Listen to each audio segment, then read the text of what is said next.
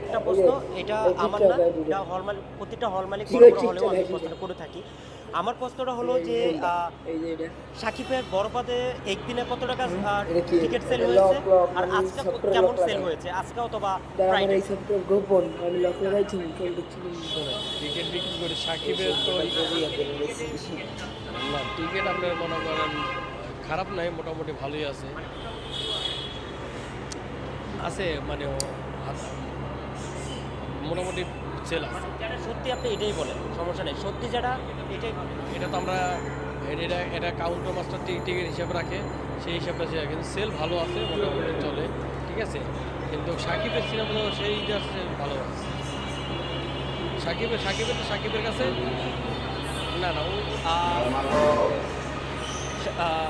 রাসেল মিয়ার god cinema কেমন দেখছেন?